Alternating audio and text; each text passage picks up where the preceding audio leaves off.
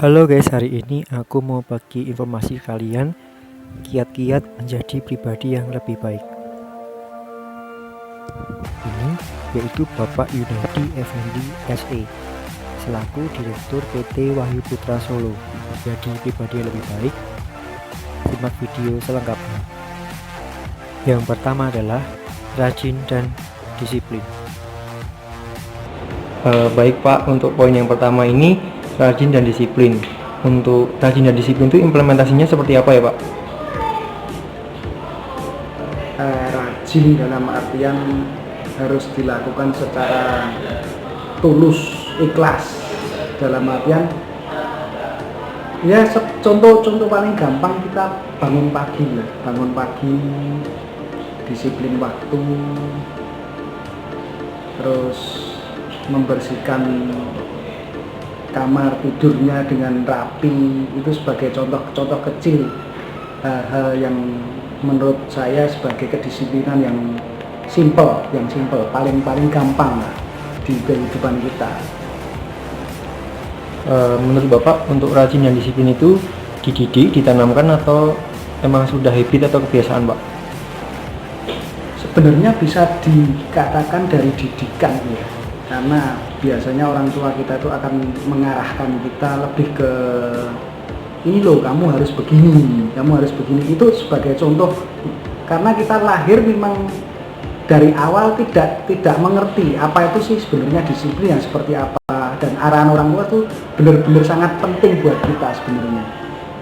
Dari situ bisa kita latih, kita terapkan tiap hari, lama-lama kan jadi kebiasaan, dan kebiasaan itu lama-lama bisa menjadi sesuatu yang mungkin jadi bekal di kemudian harinya. Untuk misalkan kita melakukan pekerjaan, itu bisa jadi sesuatu yang senjata ampuh ya, karena akan lebih, kita jadi lebih apa ya istilahnya ya, lebih mampu menguasai waktu dengan baik.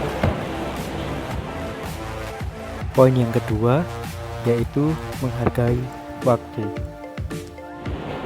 Oke Pak, untuk poin yang kedua yaitu menghargai waktu. Untuk menghargai waktu bagi Bapak sendiri itu implementasinya seperti apa, dan seperti apa Pak contohnya orang yang menghargai waktu itu? Jadi gini, contoh sederhana aja. Menghargai waktu, misalkan kita janji sama orang, taruh kata bicara kita janjian oke, jam 10 pagi, kita akan berusaha datang ya sebelum jam 10. Kalau misalkan kita harus lewat dari jam 10, kita paling tidak kita harus ngasih kabar lah, kasih ke orang yang bersangkutan bahwa oh maaf, saya belum bisa datang jam sekian karena ini misalkan. Di satu sisi ada dua hal yang perlu kita perhatikan di situ.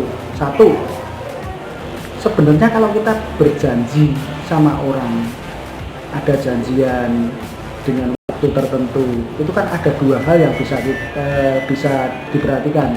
Satu, hal yang memang betul-betul bisa kita kontrol, atau hal yang memang di luar kontrol kita. Yang bisa kita kontrol, misalkan taruh kata saya berjanji dengan A jam 10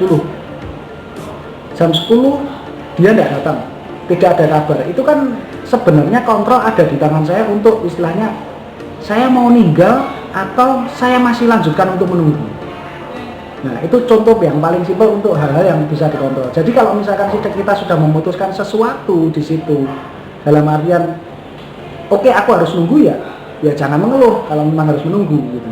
Tapi kalau memang sudah keputusannya itu kontrol, aku bicara ini harus ditinggal, ya wis kita tinggal sekarang, dan orang-orang yang itu otomatis konsekuensinya seperti itu, tidak boleh ada istilah marah atau segala macam.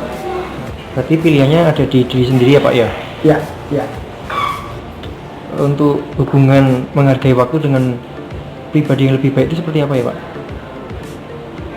Ya selalu on time ya. On time itu dalam artian kalau orang akan lebih respect sama orang-orang yang selalu menepati ya waktu janjinya juga sih ya. Poin yang ketiga yaitu dapat dipercaya. Oke, selanjutnya untuk yang poin ketiga, dapat dipercaya atau trustable. Untuk implementasinya dari dapat dipercaya ini seperti apa ya Pak ya? Yang pasti semua harus sesuai janji lah. Misalkan kita menjanjikan sesuatu ya harus ditepati, benar-benar ditepati. Misalkan contoh paling gampang lah, kita pinjam uang dari orang-orang tertentu, misalkan ngomong aku akan mengembalikan hari ini ya, tepatilah itu. Apapun lah alasannya, misalkan memang belum bisa ya sampaikan ke orang yang bersangkutan, misalkan oh saya belum bisa karena alasan ini. Saya yakin orang akan lebih menghargai kejujurannya. Dalam artian ini kan masalah trust ya, masalah kepercayaan. Sekali kita bikin salah ya pasti akan selamanya mungkin ya ini jadi trademarknya kita, jadi image-nya kita bahwa oh kalau berhubungan dengan orang itu hati-hati loh, orang ini punya sifat seperti ini, misalkan ya itu tadi tidak sesuai, ada hal yang tidak sesuai janjinya dia, tidak bisa meleset semua dari perkiraan. Itu kan untuk kepentingan lebih jauh, misalkan di dunia pergaulan atau bisnis pun sebenarnya semua penting untuk hal itu, tinggal kita mau pedulikan akan hal itu atau tidak. Berarti di kategori dapat dipercaya ini jadi setiap pribadi itu harus sadar akan tanggung jawabnya ya Pak pasti Pak ya? Ya, tanggung jawab penting, sangat-sangat penting, dalam artian semua harus tahu porsinya lah. Kita harus tahu menempatkan diri kita di mana. Gimana sih Pak cara kita untuk menumbuhkan kepercayaan dari orang lain? Ya stay humble aja. Jangan merasa paling benar, jangan merasa paling pinter, jangan merasa paling kaya, jangan merasa paling super. Ya kita harus, menurut saya semua harus seimbang. Kita mau bergaul dengan siapa, asal kita tidak berbuat jahat kepada siapapun, menurut saya itu kuncinya di situ.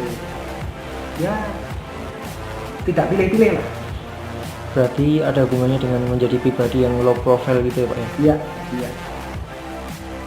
Poin yang keempat yaitu jujur. Untuk poin yang keempat yaitu jujur.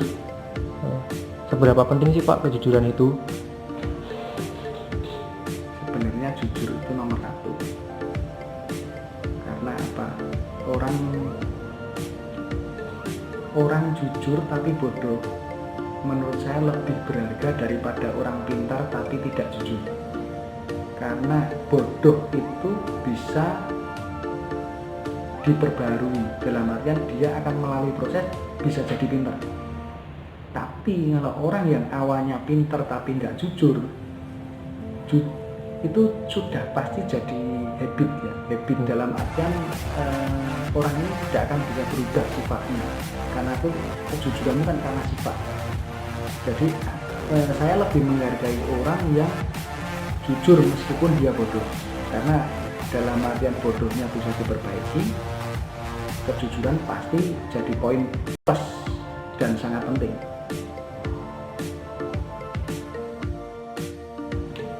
Untuk cara menjadi orang jujur itu seperti apa ya Pak? Jujur itu menurut saya sudah sifat ya. Jadi agak susah kalau orang sudah perilakunya awal sudah nggak jujur, disuruh jadi jujur itu susah. Karena itu sifat bawaan lahir. Tapi kalau ilmu bicara bodoh dan pinter masih bisa dilatih. Orang bodoh bisa jadi pinter. Tapi kalau orang nggak jujur disuruh jujur itu agak susah. Menurut saya juga hampir tidak mungkin ya, karena itu sudah bawaan sifat dari lahir. Berarti memang sudah habit gitu ya Pak ya? Iya. Poin yang terakhir yaitu kemauan untuk belajar dan maju. Untuk poin yang kelima yaitu kemauan untuk belajar dan maju, itu menurut Bapak seperti apa ya Pak? Ya belajar dari yang saya cerita tadi, dari bodoh bisa jadi pintar. Melalui apa? Melalui kursus, melalui bertanya ke orang lain, melalui belajar dari pengalaman orang lain, melalui pengalaman hidupnya dia, melalui baca-baca buku pengetahuan. Itu harus dilakukan setiap hari, karena kita hidup itu satu hal yang tidak bisa kita lewatkan itu pasti adalah belajar. Tiap hari kita akan belajar, menemui hal baru, menemui cara ada masalah baru, gimana cara menyelesaikannya, dan setiap hari itu akan kita temui sampai nanti kita mati. Berarti ini ada kaitannya dengan dorongan dari diri sendiri ya Pak, dan dari mindset kita sendiri ya berarti Pak. Iya. Terima kasih sudah menonton video saya. Jangan lupa kalian like, komen, dan subscribe agar kalian bisa menikmati video saya selanjutnya. Bye.